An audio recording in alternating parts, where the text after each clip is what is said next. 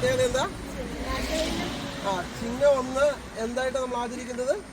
കർഷക ദിനമായിട്ട് ആചരിക്കുന്നു. അതായത് കൃഷി സമൃദ്ധിയുള്ള ഒരു കേരളം നമുക്ക് ഉണ്ടെങ്കിൽ മാത്രമേ നമുക്ക് വളരെ സമാധാനമായ ഒരു ജീവിതം ഉണ്ടാവുള്ളൂ. കാരണം ആഹാരം ഉറപ്പുവരുത്തിയാൽ മാത്രമേ, അങ്ങനെ കൃഷിയെ വിട്ട് ഒരു ജീവിതം നമുക്ക് സാധ്യമല്ല.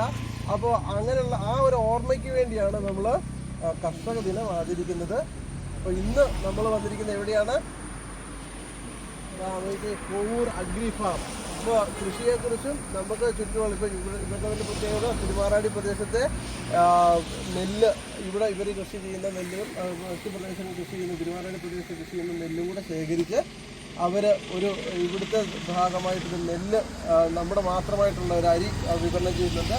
മറ്റ് ഫലവൃക്ഷ തൈകളും അനേകം സസ്യങ്ങളും ഇവിടെ നിന്ന് അവർ വിൽപ്പനയ്ക്ക് വെച്ചിട്ടുണ്ട്. അത് ഇതിൻ്റെ ഉൽപ്പാദനം എങ്ങനെയാണ്, നിർമ്മാണം എങ്ങനെയാണ് എന്നുള്ള കാര്യത്തെക്കുറിച്ചൊക്കെ നിങ്ങൾക്ക് കൂടുതൽ വിശദമായിട്ട് പറഞ്ഞു തരാൻ വേണ്ടിയിട്ടാണ് ഇന്ന് നമ്മൾ ഈ ചിങ്ങം 1 എന്നുള്ള ദിവസത്തിൽ ഇവിടെ എത്തിയിരിക്കുന്നത്. അപ്പോൾ എല്ലാവർക്കും കർഷക ദിനത്തിൻ്റെ ആശംസകൾ. നമുക്കൊന്ന് കയറി കാണാം.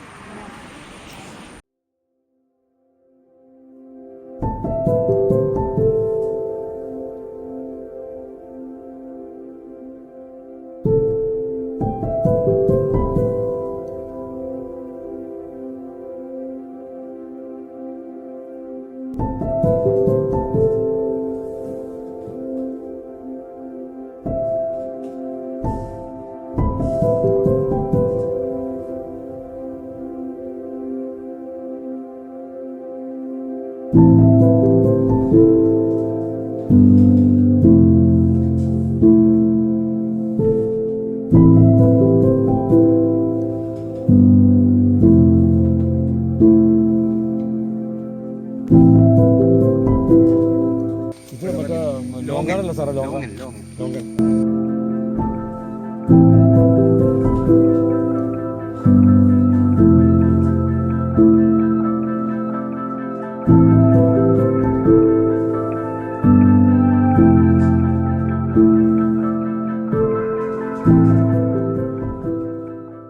അധികവും ഇപ്പം നമ്മുടെ നാട്ടിലേക്ക് വന്നവരാണ്, വിദേശികളാണ്. അതിൽ ഒരു വിദേശിയാണ് ലോങ്ങൻ. റംബുട്ടാനും അങ്ങനെയാണ്. നമ്മളിഷ്ടം പോലെ കഴിക്കുന്ന റംബുട്ടാനും പുറത്തുനിന്ന് വന്നവരാണ്. ഇവിടെ വന്ന് ഇവിടുത്തുകാരായതാണ്.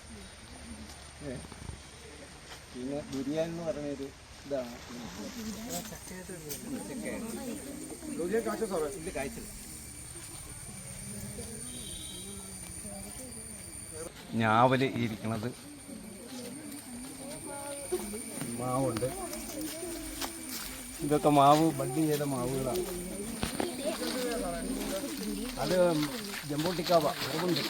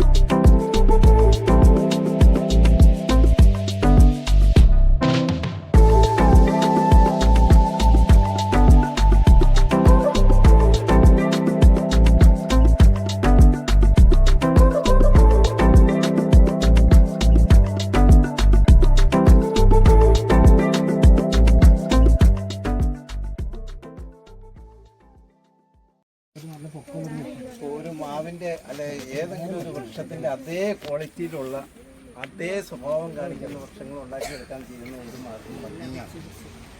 അത് മാവ്, പ്ലാവ്, റംബുട്ടാൻ, നമുക്ക് അങ്ങനെ പ്ലാവൊക്കെ നമുക്ക് ഇങ്ങനെ ചെയ്തെടുക്കാം. അപ്പോൾ ആ മാതൃവൃക്ഷത്തിൻ്റെ അതേ സ്വഭാവത്തിൽ പുതിയ തൈ ഉണ്ടായിരിക്കുന്നത്. അപ്പോൾ നമുക്ക് മാവിൽ 2 തരത്തിലാണ്. ഒന്ന് ഗ്രാഫ്റ്റ് ചെയ്യാം, 2 ബഡ് ചെയ്യാം. ഗ്രാഫ്റ്റ് ചെയ്യുക എന്ന് പറഞ്ഞാൽ മറ്റൊന്നിൻ്റെ കമ്പ് അതിലേക്ക് വെച്ച് പിടിപ്പിക്കലാണ്. വെച്ച് പിടിപ്പിക്കാൻ അതിന് ഗ്രാഫ്റ്റിങ്ങിന് ബി ഗ്രാഫ്റ്റ് എന്നും പറഞ്ഞിട്ട് ഒരു രീതിയുണ്ട്. നിങ്ങൾക്ക് എപ്പോഴും ചെയ്യാവുന്ന ഏറ്റവും എളുപ്പത്തിൽ പഠിക്കാവുന്ന ഒരു മാർഗ്ഗമാണ് ബി ഗ്രാഫ്റ്റിങ്. ആ ബി ഗ്രാഫ്റ്റിങ് കാണിച്ചു തരാം. ഇത് ഇങ്ങനെ ഇതിൻ്റെ മുകളം കൊമ്പ് വരുന്ന ഒരു കമ്പെടുക്കുക. ഇങ്ങനെ ഇതിൻ്റെ അകത്ത് ഇതുണ്ടാവും.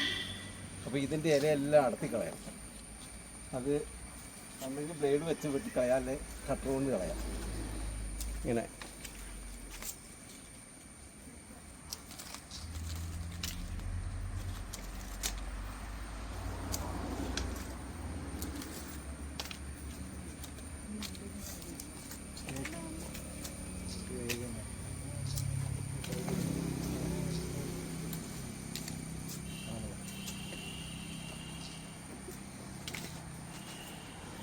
ഇതേ രീതിയിൽ ഇതിൻ്റെ ഈ ഭാഗമാണ് അടുത്ത് കൂമ്പായിട്ട് വരുന്നത്.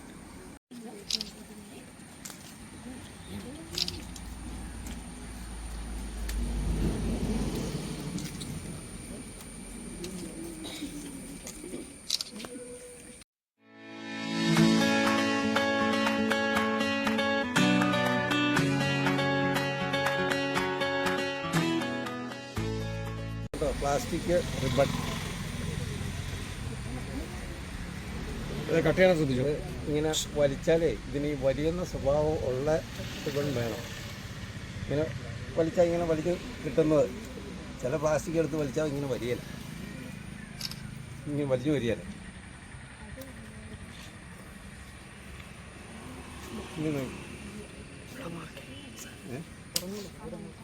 ഇനിയിപ്പോൾ ഇതിൻ്റെ തലയങ്ങ് മുറിച്ച് കളഞ്ഞു. ഇനി വേറൊരു തല അത് പിടിപ്പിക്കുക. അതെ, തല മാറ്റി പിടിപ്പിക്കുവാണ്.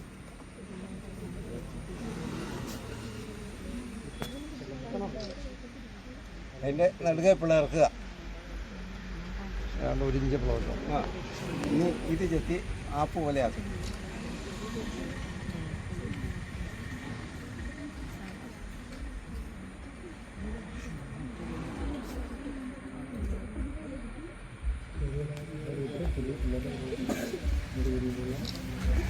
നല്ല ബ്ലേഡ് മതി.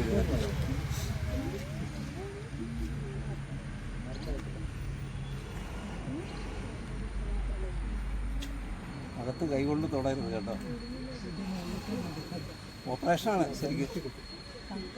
കൈകൊണ്ട് തൊട്ടാൽ എന്നെ കുഴപ്പം തരുമോ? അണുബാധ ഉണ്ടാവും.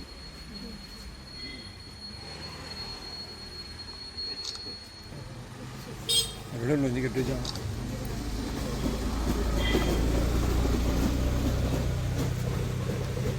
ഇത് വെച്ച് വലിച്ച് കെട്ടുവാണ്.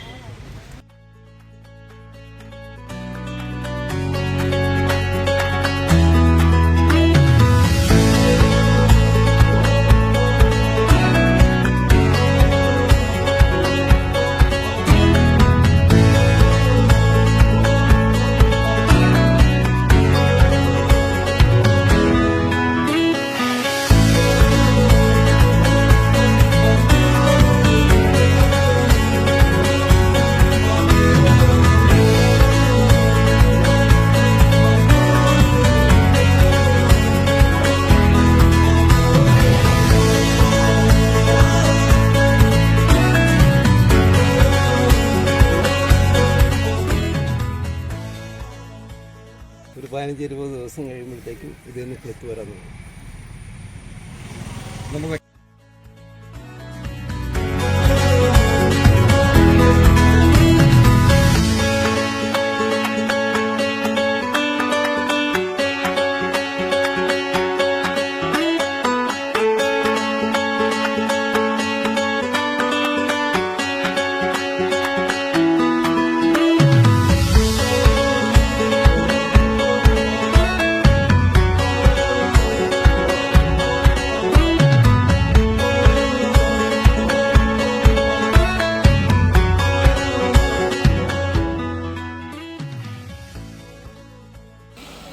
2 തട്ട് എടുത്ത് കഴിഞ്ഞിട്ട് അത് കെട്ടിയേക്കണ പ്ലാസ്റ്റിക് അഴിച്ചു കളയാവും.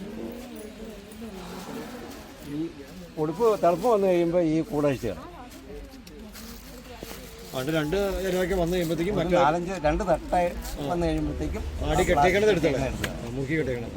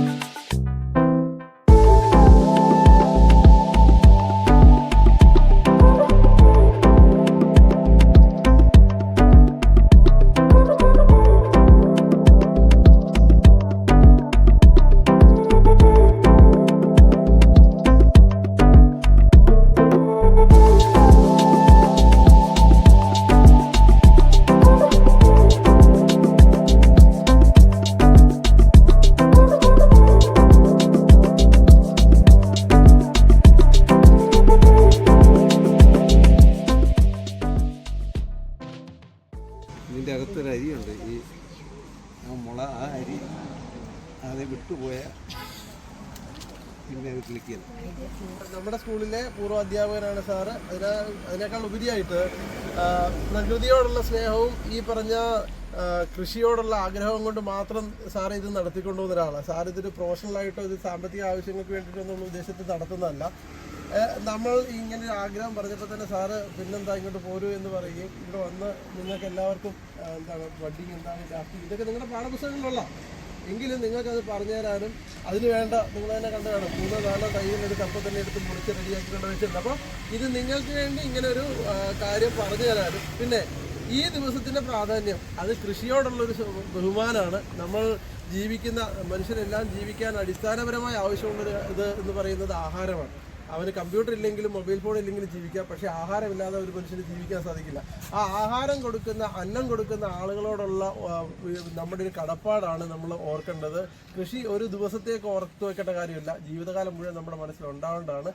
എങ്കിലും ഈ ഒരു കാര്യം നിങ്ങളെ ഒന്ന് ഓർമ്മിപ്പിക്കാൻ, നമ്മുടെ എല്ലാ ഉത്തരവാദിത്തമാണ് കൃഷിയെന്ന് ഓർമ്മിപ്പിക്കാൻ വേണ്ടിയാണ് നമ്മൾ ഈ ചെറിയ സമയം കൊണ്ട് ഇവിടം വരെ വന്നത്.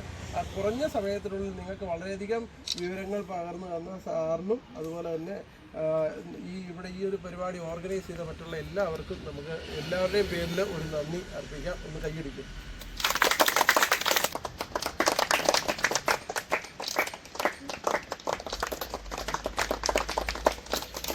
ഇതിനെപ്പറ്റി ഞങ്ങൾക്ക് പറഞ്ഞു തന്ന കുറച്ച് പറഞ്ഞു തന്നുള്ളൂ, എന്നാലും നന്നായിട്ട് എല്ലാം എക്സ്പ്ലെയിൻ ചെയ്ത് തന്ന സാറിന് വേണ്ടി ഞങ്ങളുടെ സ്കൂളിൻ്റെ പേരിലും എൻ്റെ വ്യക്തിപരമായ പേരിലും നമുക്ക് എല്ലാവരുടെയും പേരിലും നന്ദി.